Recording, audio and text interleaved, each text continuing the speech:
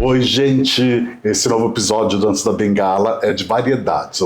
Nesse quadro eu vou entrevistar algumas pessoas sem nenhuma tendência de moda, de profissão. E hoje eu estou com o meu primeiro convidado, que é o africano Rei Tunga, que está aqui. Seja bem-vindo, querido. Obrigado, Paulo. Vou falar um pouquinho sobre ele aqui para vocês saberem o que ele faz da vida. Rei Tunga é um artista, cantor, compositor e produtor que conecta culturas através da música. Sua identidade mistura influências africanas, latinas e contemporâneas em uma sonoridade única, marcada por ritmos envolventes e mensagens autênticas. Explica melhor isso, Tunga. O Rei Tunga é um artista, compositor, intérprete, empresário musical. Eu gosto tanto de me apresentar como africano, né, para não falar só o local de um país específico. Porque você nasceu na África, mas sem falar o local, o país específico, porque hoje em dia, por exemplo, a gente apresenta a África de forma com os limites que foi colocadas não é para os africanos. Por exemplo, se você vai ver Angola, os dois Congos, na época dos reis, fazia parte do reino Banto, sabe? Mas hoje em dia, Angola já virou outro país, o Congo outro país, o Gabão outro país. Então, eu acho que de forma mesmo autêntica, se a gente pode se identificar e se apresentar como africano sem se limitar nos limites fronteiras, falando, não, eu sou do Gabão, eu sou nigeriano, e isso já está criando uma separação. A pessoa está pensando que, eu sou nigeriano, o outro já é do outro país, mas na real, você tem os mesmos avós nos passados. Então, eu acho isso meio bobo, assim, achando que eu sou do país tal da África e outro africano do leste não é meu irmão. Então, o Rei Tunga, na real, da forma que eu tenho costume de me apresentar, eu falo ponto que eu sou africano, sem falar o local onde eu nasci. Entendi. E rei é porque você tem alguma coisa a ver com rei mesmo, ou é só um nome artístico? O meu nome verdadeiro é Tunga Mamona. Mamona é uma pessoa que tem visão. Mamona é uma pessoa que consegue enxergar as coisas antes disso acontecer. Então, Mamona é no dialecto dos meus pais, Bakongo. Mamona é o que pra gente significa um visionário? Visionário, é isso. Tá. Então, Tunga significa um construtor. Uhum. Uma pessoa que tem a visão de construir algo ao longo do tempo. O significado do meu nome completo. Então, o Rei é um nome artístico. Então, a maioria dos meus amigos falava para mim, o Tunga tem um som meio... Você está parecendo tipo um rei, sabe? Então, bota lá um Rei Tunga. E eu acredito que tem uma combinação perfeita, Rei Tunga. E me conta como que você chegou aqui no Brasil? O que te levou a estar aqui hoje? Eu acho que foi a evolução na parte da tecnologia, sabe? Porque desde a idade pequena eu gostava muito de mexer nas coisas digital, eu passava muito tempo na internet. Mas chegou um momento quando eu terminei a minha formação, consegui o diploma de Química, na época, né, porque depois de tempo eu nunca trabalhei com a Química, mas como a minha mãe é formada na medicina, então eu pensava fazer algo que vai na direção da medicina, sabe? Tipo, fazer Química, para depois... tentar fazendo mais para frente algo que vai mesmo no sentido da medicina. Mas com o tempo eu achei que não vou continuar com a química e comecei a me focar mais na parte digital. Então, quando eu consegui meu diploma da química, eu percebi que aqui no Brasil a internet tem uma velocidade bem speed, diferente da África. Daí eu decidi vir para o Brasil para dar mais um passo. Eu me formei no web design, consegui me formar em marketing digital. Depois, aqui no Brasil, eu consegui ter um diploma também da língua francesa na Aliança Francesa aqui em São Paulo. Então, essa visão foi mesmo o motivo que me trouxe aqui no Brasil. Mas quanto tempo você está aqui no Brasil, Tunga? Daqui a pouco vou fazer 10 anos. Ah, tá. E você já fez tudo isso aqui? Já. E a música, como entrou a música? Então, a música sempre estava presente, né, na minha vida, porque desde pequeno eu fazia dança com os amigos mesmo assim. Isso não foi uma parte profissional, mas a gente dançava assim só para se divertir, né?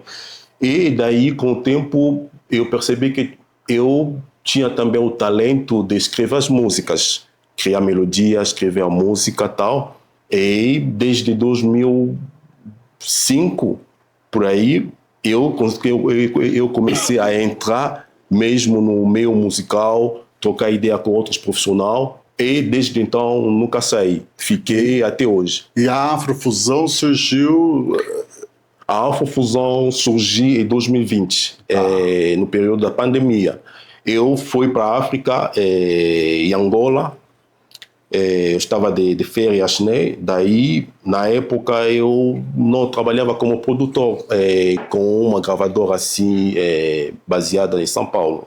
Porque a gravadora é só depois da pandemia que consegui lançar oficialmente assim, essa gravadora, a Afrofusão. Então, na época, eu trabalhava na livraria Cultura. Isso foi o meu primeiro emprego. Ah, então você conheceu o Zé lá na livraria? E foi mesmo lá que a gente se conheceu, né? Porque com o Zé Carlos a gente são amigos de muitos anos. Então foi na Cultura que eu conheci o José Carlos e desde então a gente ficou amigos. Então você perguntou quantos tempos que estou no Brasil, né? Então já vou fazer 10 anos. E a Afrofusão surgiu. A ideia surgiu no período da pandemia. Eu estava de férias, fui para a África para ficar três semanas. Logo quando cheguei em Luanda, uma semana depois começou a pandemia e tudo estava parado, assim, fechado. Não tinha como voltar para o Brasil, nem tinha como sair de Luanda para outra cidade, nem tinha como sair de Angola para outro país. Porque naquela época eu planejei tudo, né? Eu pensava, poxa, como já estou aqui em Luanda, vou aproveitar, fazer uma viagem para o Moçambique, porque tem alguns amigos lá e familiar. Eu pensava, poxa, vou fazer uma viagem para o Congo, visitar algumas tios. E eu pensava, poxa, se vou conseguir, eu acho que vou dar uma volta na África do Sul. Então, no período de 3 semanas. Mas só que em uma semana tudo ficou fechado e eu fiquei em Luanda. Daí eu comecei a observar a evolução dos artistas locais. Então, como não tinha mais show, tudo estava parado assim, e os artistas estavam com aquela necessidade de continuar a fazendo a divulgação e de mantendo a visibilidade. Mas não tinha como. E não tinha as plataformas assim, bem elaboradas para conseguir fazer a divulgação de forma profissional dos artistas. Daí eu pensei, poxa, eu acho que eu posso fazer algo. Daí surgiu a ideia de criar a Afrofusão para conseguir mantendo os artistas de forma digital, mesmo quando não tem a possibilidade de se apresentar fisicamente assim, mas a gente pode manter a visibilidade nas redes sociais, nas plataformas, o site então, oficial continuando a Afrofusão, ela é tipo um canal que conseguiu divulgar o trabalho dessas pessoas, que começou como um canal que conseguiu divulgar o trabalho desses artistas na época da pandemia. Na época da pandemia. Eu comecei com, por exemplo, 2 artistas, depois a demanda começou a subir. virou mais 5 artistas. Comecei em Luanda, mas depois eu recebi demanda de outros artistas. Em Moçambique, por exemplo, o Kei Moody é um artista baseado em Moçambique. Depois recebi mais 3, 5 artistas do Moçambique. Depois virou alguns artistas do Congo, África do Sul. E do nada eu comecei a receber as demandas de alguns artistas africanos, mas que moram mesmo fora da África. Por exemplo, no Portugal eu recebi demanda do Velado Costa, é um angolano, naquela época baseado no Portugal, depois mudou para a França. Então, começou a ampliar as conexões com outros artistas em vários cantos do mundo, assim. Ô Tuga, mas o Afro Fusão, você é como se fosse um estúdio, uma gravadora, ou você empresaria essas pessoas? Eu queria entender como ele funciona na vida desses artistas. Sim. Se você só divulga ou se você é uma espécie de empresário desses artistas. Então, daí depende, porque cada caso é um caso, né? Então, a gente tem a flexibilidade de estudar o perfil de cada artista e a demanda da pessoa. Por exemplo, pode acontecer que um artista chega já com os produtos prontos, por exemplo, a música gravada, mas está faltando, por exemplo, o visual, identidade visual, tipo a criação da capa, o videoclipe, e a gente pode investir nesse sentido, tipo, fazendo a identidade visual do artista, fazendo a edição do clipe, tudo mais. Então você pode trabalhar como uma empresa, uma gravadora, como empresário, mas também pode ser só divulgação. Sim, um canal pode ser através de um canal, você divulga, ou você pode também dar toda essa assistência desde a criação de uma imagem, de ajudar na gravação e tudo mais. É isso, a gente às vezes investe do zero, né? Tipo, a gente vai receber artista fazendo investimento na gravação, na produção da melodia, na gravação da música no estúdio, na gravação do clipe e na distribuição da música nas plataformas digitais e depois levar na parte da divulgação nos canais e nas redes sociais. Tá, e aí você voltou para o Brasil porque agora você trabalha tudo através da tecnologia, né? Você acaba fazendo. Sim. E aí você voltou para o Brasil. Você gosta do Brasil? Como é? Você pretende ficar aqui no Brasil mesmo? Como que é essa história? Você e o Brasil, como que é esse relacionamento? Então, eu sou residente permanente aqui no Brasil, né? Mas sempre eu volto para a África. Tá. Eu fico aqui 1 ano, 2 anos, depois vou para a África. Eu fico aqui um tempão, depois vou para a Europa. E eu sou sempre em movimento assim. Tá. Eu gosto de ser uma pessoa que cria conexão. Entendi. Sabe? Daí, para criar conexão, às vezes a gente precisa de estar em movimento, de se deslocar para ir no outro lugar, conhecer outras pessoas, outras culturas, para fazer acontecer esse intercâmbio. E a Afrofusão, ela também funciona como uma gravadora? Funciona. Então, e aí essa gravadora, você tem um local fixo ou ela vai de acordo com o lugar onde você está? Né? Se você está na África, você acaba... Boa pergunta. Porque então, às vezes você aluga o estúdio e é uma gravadora que aluga o estúdio aqui, aluga o estúdio na África, aluga o estúdio em Portugal. Não tem um ponto central, tipo como era antigamente as gravadoras. Então, isso é a parte que faz diferença da Afrofusão com outras gravadoras. Porque as gravadoras comuns, né, que a gente conhece, a pessoa vai fazer um estúdio, vai começar a receber os artistas e tudo vai começar a rolar só no local da produção tal, da produção audiovisual. Então, eu tenho um jeito bem diferente de fazer as coisas, de forma mais flexível. Eu tenho equipamento de gravar que seja a voz, fazendo a produção musical tal, mas só que eu não fico preso naquilo com material físico assim. Por exemplo, eu posso conhecer um artista da Bahia. A pessoa vai falar, não, sabe, eu preciso gravar mesmo aqui na Bahia. Então, a gente não vai precisar deslocar aquele artista da Bahia para São Paulo. Entendi. Eu, pessoalmente, eu posso ir lá, a gente vai alugar um estúdio de qualquer gravadora lá do Bahia, a gente vai fazendo investimento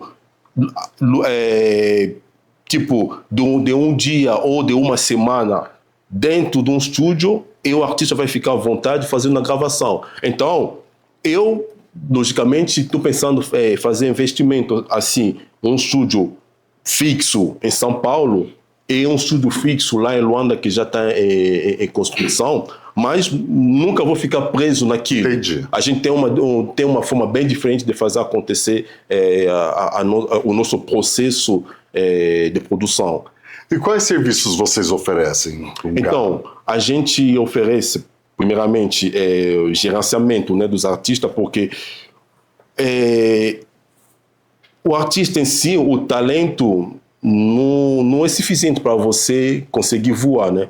O artista tem que ter também a visão e conhecer como está indo o mercado.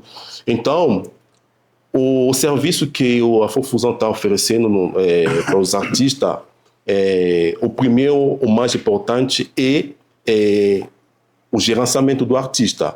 Colocar o artista dentro do mercado. Quando eu estou falando do mercado, não é só virar comercial, o artista vender. Você pode vender, mas você não se identifica no mercado, porque tem isso também, o artista pode ter sucesso, está lá vendendo, fazendo show, mas dentro do artista a pessoa não está feliz, não está se identificando naquilo que está fazendo. Então, o ponto forte nosso é a gente tenta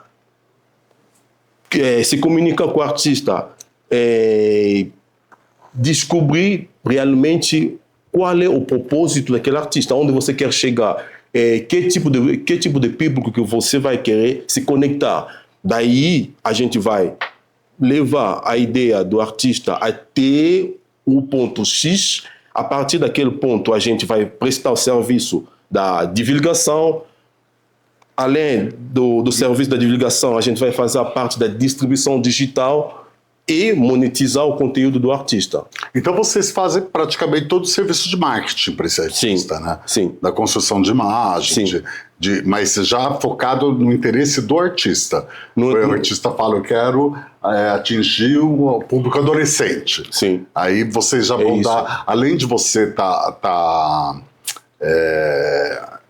vendo o trabalho do artista, você também vai dar um direcionamento para o artista para atingir esse público. Direcionamento, porque isso é importante, né? Porque eu, no meu caso, quando eu comecei na música, é uma coisa que sempre faltou para mim, né? Esse apoio de um profissional para me direcionar, para falar tipo, Tunga, faz isso, isso. No início, eu me virava sozinho. Eu mesmo que pagava o estúdio, pagava minhas músicas. Depois, eu contratava uma equipe para fazer os meus clipes. Graças a Deus, naquela época, eu tinha um grupo de amigos que prestava serviço para mim. Tinha um que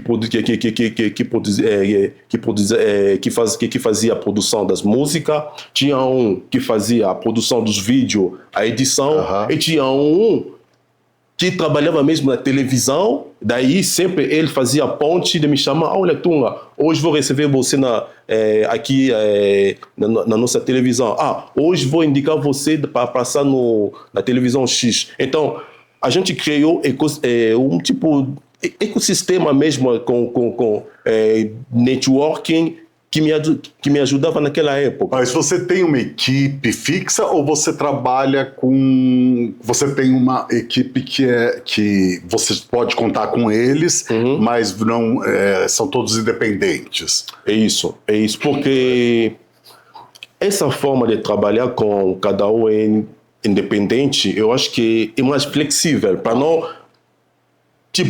não ficar só naquilo, sabe? Daí eu tenho o jeito também, sempre, às vezes, de fazer, de rodar as pessoas da equipe. Se hoje, por exemplo, vou trabalhar com Pedro, com João, com fulana, depois, dependendo do projeto, já vou trocar as pessoas. Tá. Aí, às vezes, também você já conhece, você já sabe quais os tipos de profissionais que vão atender aquela necessidade. Eu conheço a habilidade de cada um. Tá. Daí eu sempre vou tentar encaixar cada um para um projeto Um específico. projeto que ele tenha mais Sim, identificação. Sim, é isso Isso mesmo. é interessante, Porque às vezes você né? pode chamar uma pessoa para prestar serviço, a pessoa chega, mas não está se identificando naquele projeto, sabe? Lógico que a pessoa vai fazer, porque a pessoa vai receber, né? Ninguém trabalha de graça. A pessoa vai estar lá para receber, mas a pessoa não está lá 100% naquilo. Mas, Tuga, vamos supor, eu sou um artista, né? Eu tenho lá, quero lançar um disco,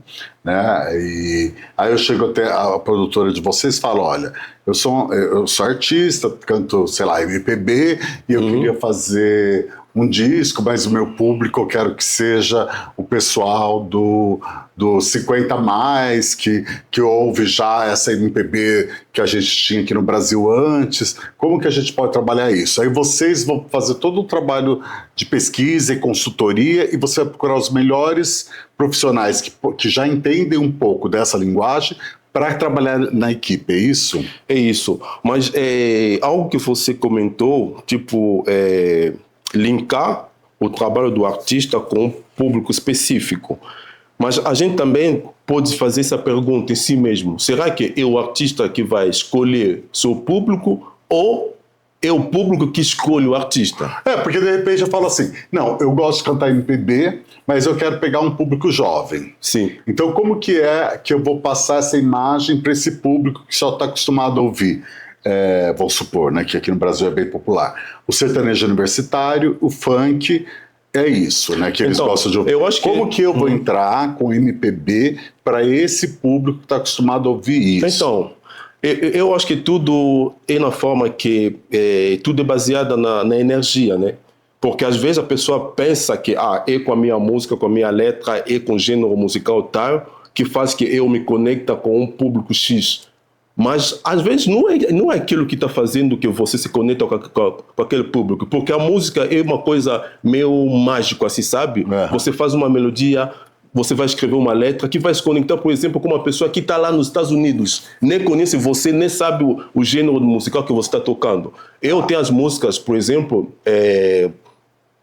a pessoa está ouvindo lá nos Estados Unidos. Uma vez eu recebi a mensagem de uma menina, ele escreveu para mim, olha, eu ouvi sua música o dia inteiro repetindo assim. Sua música tocava e sua música me fez tão bem que não conseguia sair na sua música. A pessoa, por exemplo, eu falo francês, eu falo português, eu falo inglês, mas a minha forma de falar inglês não é tanto assim como o americano, é dos Estados Unidos. Mas a menina está lá nos Estados Unidos, ouvindo uma música com um inglês assim mais ou menos, mas se identificou. Então, eu acho que o artista não pode só se focar, tipo, eu faço trap, eu faço funk, então o meu público é lá da favela, o meu público é não sei do quê. E também então, tem uma coisa, às vezes você está voltado para um determinado público, você descobre que um outro público que se interessou por isso. Por exemplo, né? eu faço a música, mas eu sou africano. Mas a maioria das pessoas que está consumindo a minha música não são africanos. Entendi. Então, eu não posso, tipo, tem aquele clichê, né? Que as pessoas chegam, não, eu sou negão, africano, tal, vou vestir um determinado tipo de roupa, eu vou começar a falar sobre a ancestralidade. Mas, pô, quem te diz que se você vai falar sobre essas coisas, fulano vai se identificar e vai te seguir, realmente? Ô, Tuga, deixa eu te falar uma coisa. Eu estive conversando com uma artista negra, que é maravilhosa, a Lúcia Rosa, e tive conversando também com algumas pessoas que apresentam projetos e tudo mais. Aqui no Brasil, hoje, a arte negra, ou a arte preta, está sendo bem divulgada. Sim. Tá um momento muito importante para que haja essa divulgação, porque nós temos uma dívida, né, com as pessoas que foram escravizadas e tudo mais, que é uma história bem complexa, mas eu sinto assim, o tempo todo que da arte negra no Brasil hoje, todo artista que está sendo lançado, ele está tendo que falar sobre ancestralidade. Sim. Então, assim, você acha que esse assunto... Então, muitas vezes, se você não estiver falando de ancestralidade, você não tem nenhum projeto aprovado. Porque se espera que você, por ser negro, esteja falando do teu passado, esteja homenageando o teu passado. O tempo todo você tem que estar se referindo ao teu passado.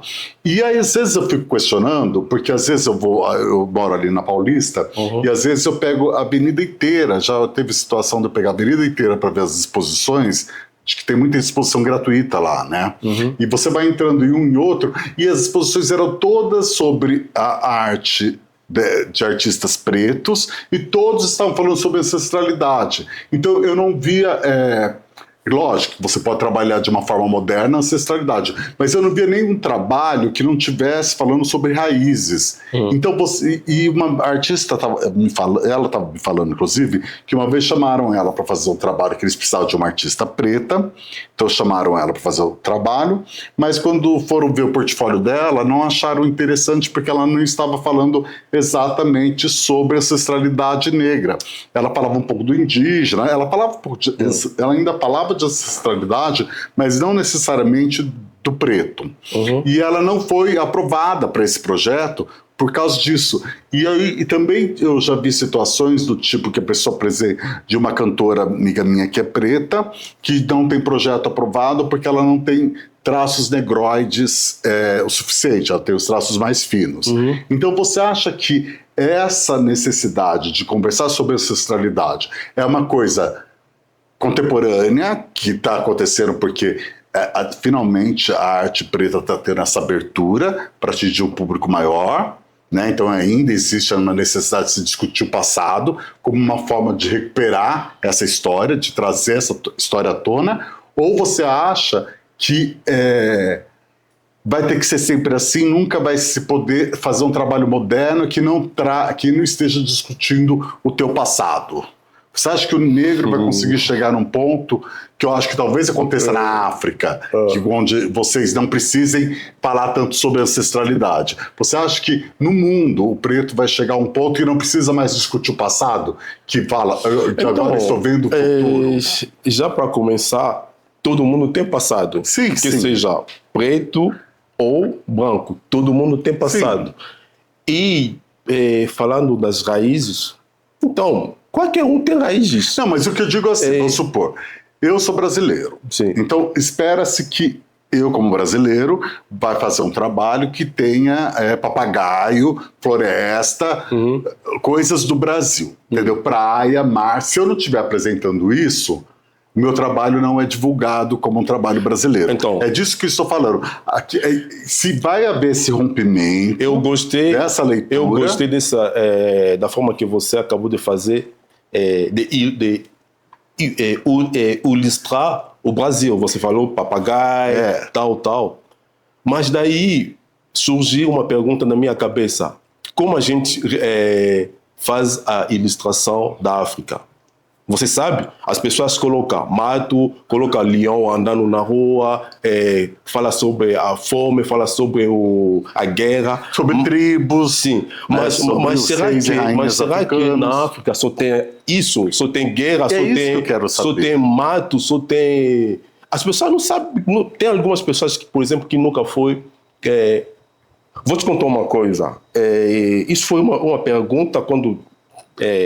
trabalhei na cultura, né? Uma menina chegou assim, a gente trabalhar, ela fazia parte da minha equipe. Ela chegou, a gente estava conversando uma coisa assim, nem lembro o que foi. Ela chegou e me perguntou: será que na África também as crianças comem chocolate? Daí eu, como assim se as crianças comem chocolate? Falei: será que lá também tem chocolate? Falei: como assim se lá também tem chocolate? Não estou entendendo. Então, para ela, não sei o que ela está imaginando que as crianças na África comem. Talvez está pensando que as crianças comem mato, né? Porque se tem mato, tem leão andando na rua. Muita gente acha que no Brasil, agora mudou, né? Porque agora a internet mudou tudo isso. Mas antes dessa coisa das redes sociais, nos Estados Unidos, por exemplo, muita gente achava que nós vivíamos na Amazônia, que o Brasil era Amazônia, que nós vivíamos feitos selvagens. Então, isso é a mídia que está vendendo de forma errada os lugares, tipo, vai apresentar a África lá como, por exemplo, um lugar onde só tem fome, tem mato e tal. Ele não vai apresentar a África que lá também tem as casas bonitas, Então, por exemplo, tem piscina, tem as pessoas estudosas. Então, tipo assim, daí tá criando confusão na cabeça da pessoa que, que nunca foi naquele lugar. Olha, se você fala de Rio de Janeiro, você espera o quê? A moda praia e essa moda super estampada, com os tecidos tipo farm, né? Em sentido de moda. Eu tava vendo aqui, eu desenhei. Eu sou brasileiro, mas eu não sou do Nordeste nem do Norte, então eu não tenho aquela cultura super raiz que eles têm. Eles têm uma cultura muito forte e com uma identidade brasileira, tida como brasileira, muito forte. Eu sou uma pessoa de São Paulo. A minha informação, em São Paulo, a gente tem muita influência da América do Norte e muita influência europeia. Então, para mim, eu fui fazer, por exemplo, contos de fadas. Eu desenho contos de fadas, eu desenho pin-ups. Então, a minha influência, a minha história é essa. E, ao mesmo tempo, eu não consigo ter essa identidade do Nordeste. Eu não consigo pegar uma arte, um estilo artístico do Nordeste e fazer. Porque não é minha identidade. Eu não me identifico com isso. Eu não conheço essa história. Então, e aí você vê que existe um preconceito, porque uma vez eu fui apresentar o meu trabalho num projeto, falaram que o trabalho é muito burguês. Mas, e eu não acho que não seja burguês, mas eu acho assim, essa é a minha história. Eu sou um artista então, é isso que, de mesmo, certa forma, viveu dentro de uma burguesia, que não estou falando nem de dinheiro, estou falando de valores. Então, a minha identidade é essa. Então, o que eu digo é assim, se o negro no Brasil um dia não vai precisar estar falando de antepassados, né? De poder fazer um trabalho vendo o futuro, independente dele, e não precisar só apresentar figuras pretas. Então, eu acho que eu sou meio fora do sistema, né? Porque essa pergunta é meio difícil para responder, porque dentro a gente tem vários elementos assim. Daí, por exemplo, existe o padrão e o formato, que o mercado exige às pessoas, você tem que ficar nesse formato aí, o padrão é esse daqui. Mas, na real, você pode fazer sua música sem ficar dentro do padrão e do formato. Já começa assim. Por exemplo, eu como cantor, produtor, empresário africano, preto e tal, eu não preciso me apresentar falando sempre que eu sou preto, eu sou africano, não sei o quê. Porque, na mesma forma, quando eu um empresário branco, né?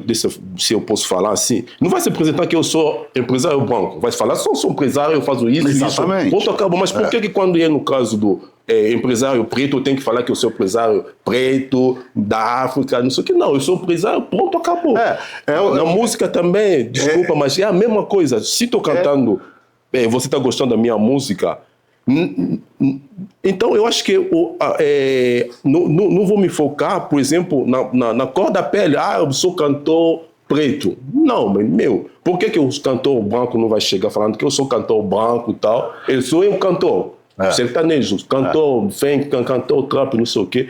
Mas por que no caso do cantor africano, cantor preto brasileiro, ele tem que se apresentar como cantor e depois acrescentar preto? Mas você acha que agora, você conhece, você já está no Brasil há bastante tempo, e você sabe que nós estamos num país polarizado. Sim. E às vezes a polarização, e eu não estou aqui falando bem ou mal, mas às vezes existe muita influência política para que as pessoas estejam falando sobre assuntos que tragam questionamento político. Só que infelizmente a política é a manipulação. Sim, sim. Então, essa polêmica que sempre surge, tipo, uma pessoa chegou falando sobre a discriminação de fulano lá, mas se você vai entrar mesmo no fundo, analisando, você vai ver que aquela pessoa em si não tem nada a ver com aquele assunto. É um político X que pegou o assunto, levou no outro patamar para ele conseguir ter engajamento. Mas, por exemplo, você não acha que, por exemplo, hoje existe uma máfia Nós temos um governo que está aí, que não estou questionando se é bom ou ruim, tem coisas boas, tem coisas ruins, como qualquer governo, Sim. ainda mais num país corrupto como o nosso. Mas você não acha que existe uma manipulação do governo que esteja no poder para que a arte aprovada, a arte que vai ter uma assistência, a arte que vai receber uma ajuda da Lei Rouanet, seja uma arte que esteja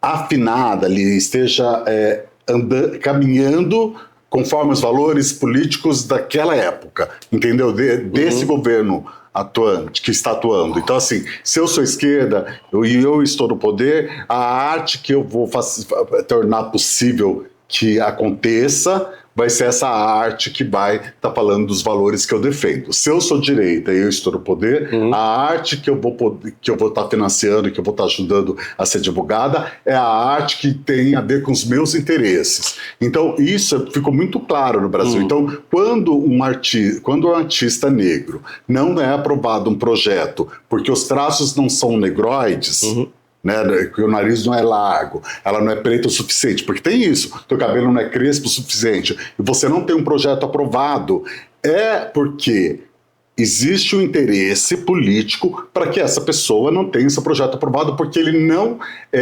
é a imagem que aquele sistema político quer passar, porque é interessante para ele passar isso.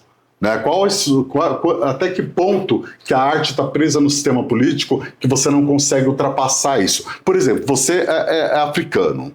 Você sente que na África o artista africano ainda tenha que ficar falando sobre as raízes e se falando como um preto, porque aqui o branco não precisa falar que está fazendo uma arte branca. Sim. Lá, o preto não precisa falar que está fazendo uma arte isso. preta, né? Porque então, se a África se espera que você possa ter uma liberdade para fazer a arte que você queira. Então, como eu falei, né, eu acho que o preto que fica falando que tu fazendo arte preta é aquilo que quer ficar no formato preso no padrão, não sei o quê. Por exemplo, no meu caso, eu nunca vou fazer isso. Porque até na minha realidade, dia a dia, eu moro num condomínio onde não tem nenhum preto. Entendeu? A maioria dos meus amigos são brancos. Então, eu não sou aquela pessoa que fica limitado assim, tipo, eu sou africano, tenho que ficar no meio dos africanos, sou angolano, tenho que ficar... É por isso mesmo eu uso a palavra fusão na minha música. A minha música é uma música aberta assim.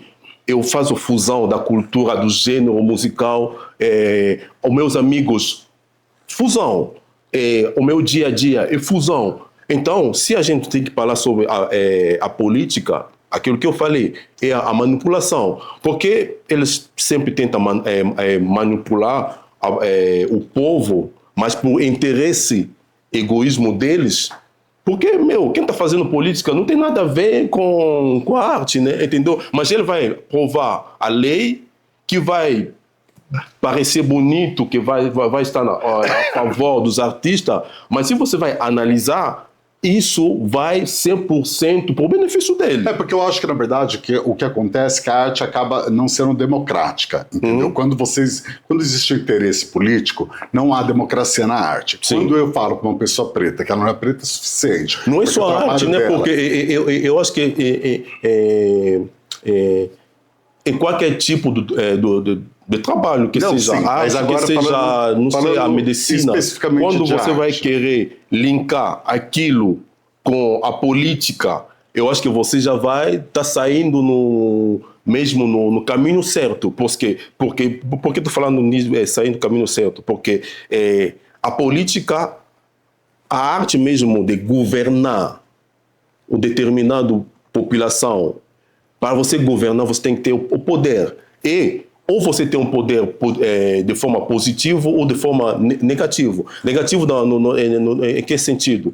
No sentido mesmo de querer manipular a população, de querer maltratar os outros, de querer incluir algumas informações que não são real, que não são verdadeiras, assim, sabe? Não, eu acho que, na verdade, o que eu vejo hoje no Brasil é que existe um interesse político para que a arte que seja aprovada seja uma arte que esteja de acordo com os valores do sistema Sim. vigente. E o sistema sempre vai existir, né? Nunca vai acabar. Então, o que eu acredito é que a arte acaba sendo uma arte manipulada. Primeiro, que te limita a um espaço, te limita à inspiração e te limita ao tema. Então você tem um tema muito limitado do que você pode apresentar como arte e ser aprovado, e você ter uma ajuda das empresas e passar pelo processo da Lei Rouanet. Isso fica bem claro na hora que você vai ver as exposições e tudo que se diz a respeito que tem a aprovação da Lei Rouanet. Nós temos uma limitação de temas dentro desse universo. Talvez,